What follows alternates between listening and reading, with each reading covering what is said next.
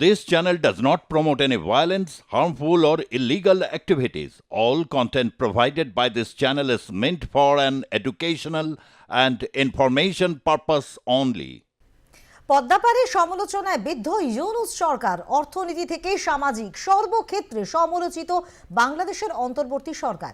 এরই মাঝে ছাত্রনেতা সার্জিস আলমের পোস্ট ঘিরে তৈরি হয়েছে বিতর্ক।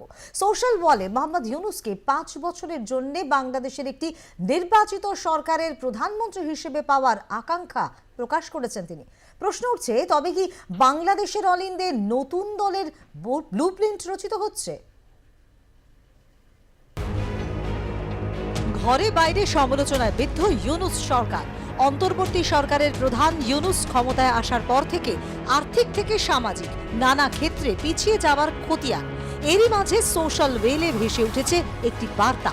জাতীয় নাগরিক কমিটির অন্যতম নেতা সার্জিস আলম সোশ্যাল মাধ্যমে লিখেছেন, প্রফেসর ডক্টর মোহাম্মদ ইউনূসের মতো একজন স্টেটসম্যানকে 5 বছরের জন্য বাংলাদেশের একটি নির্বাচিত সরকারের প্রধানমন্ত্রী হিসেবে পাওয়ার আকাঙ্ক্ষা আমার আজীবন থাকবে। সার্জিস আলমের এই বার্তা সোশ্যাল ওয়েলে ভেসে উঠতেই কমেন্টে ভরে গেছে। সার্জিসের বার্তাতে উঠেছে সমালোচনার ঝড়। রাজনৈতিক বিশ্লেষকদের মতে কলমে ইউনূস নেতৃত্বে একটি দল তৈরি হচ্ছে। কেউ কেউ বলছেন মৌলবাদী রাষ্ট্র তৈরি হচ্ছে বাংলাদেশ। 22 তারিখে একটা সংঘাত হয়েছে, ওর মধ্যে আর্মি একটা গুড ইমেজ, এটা বাংলাদেশ আর্মির একটা গুড ইমেজটা নষ্ট করলো। এই যে হাসনাত আব্দুল্লাহ একটা পোস্ট করলো, তার আগেন্স্ট একটা সাজেস্ট করলো, একটা তৃতীয় পোস্ট বেরোলো এক চ্যানেলে যে তোমরা এসব করছো কি, ওপেনলি করছো কি। ওরা উনি জিজ্ঞেস করতে গেছিলেন যে আপনি কাকে ফেব্রুয়ারি মাসে যে আপনি একটা বক্তৃতা দিলেন কার জন্য, ওরা আর্মি চিফকে কথা বলছে। তো এই যে আপনি যে বলছেন এই যে এজিটেটর্স গুলো একটা নতুন একটা কি দল বানিয়েছে নাগরিক ফাগরিক নাম নিয়ে, ওদের মধ্যে তো নিজে ফাড় হয়ে গেছে ওরা। আপনি যদি একটা ভিডিওটা ভালো করে দেখেন, প্রত্যেকটা ভিডিওতে অনেকগুলো এই যে যারা এজিটেটর্স আছে, যার মধ্যে নাহিদ মাঝখানে আছে, ওর আশেপাশে দাঁড়াবার জন্য জায়গাই নেই। তো হাসনাত কোন জায়গা থেকে কাকে পেছনে ঠেলছে, কেউ বাই দিকে ঠেলা যাচ্ছে, কেউ দায় দিকে ঠেলা যাচ্ছে। এদের মধ্যে একটা মনে আছে কি আমরা যে একটা নতুন ফ্রেশলি অ্যাটেনশন পেয়েছি, এই যে মিডিয়া অ্যাটেনশন আমরা পেয়েছি, যার মধ্যে মিডিয়া ক্যামেরা আছে আমার উপরে ফোকাস হোক। তো এদের একটা ক্ষুদ্র মাইন্ডসেট, ওই মাইন্ডসেট নিয়ে এরা রাজনীতি করছে। বোঝাই যাচ্ছে যে পার্টিটা ইউনূসই তৈরি করেছেন, উপদেষ্টা মন্ডলীর নিয়ে একটা পার্টি।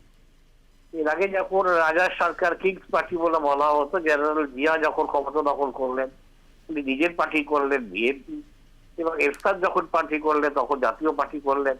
এরাও তাহলে বোঝা যাচ্ছে এই জিনিসটা সেম কিংস পার্টি হিসেবে এসে হাজির হচ্ছে। এখন যদি নির্বাচন হয়, নির্বাচনে কি হবে আমরা তো জানি না। নির্বাচনে যদি এই পার্টি জিতে আসে, নিশ্চয়ই ভারত সরকার বাংলাদেশ একটা সার্বভৌম দেশ, সে দেশের গণতন্ত্রের মাধ্যমে যারা নিতে আসবে তাদের সঙ্গে ভারত সরকার সম্পর্ক রাখবে। ভারতের পড়শি দেশে ক্রমে ক্রমে তো তলানিতে ঠেকেছে অর্থনৈতিক অবস্থা।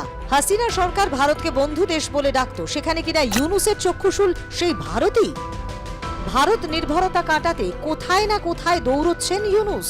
এই যেমন সম্প্রতি চীনের সঙ্গে একাধিক বিষয় নিয়ে মৌ স্বাক্ষর করেছেন মোহাম্মদ ইউনূস। পাকিস্তান চীনের পর রাশিয়ার সঙ্গেও সখ্যতা বাড়াতে চেষ্টার কসুর নেই ইউনূস সরকারের। রাশিয়ার দরবারে বাংলাদেশ। রাশিয়া থেকে আটা সহ নানান নিত্য প্রয়োজনীয় দ্রব্য, সার আমদানি করার কথা বলেছে ইউনূস সরকার।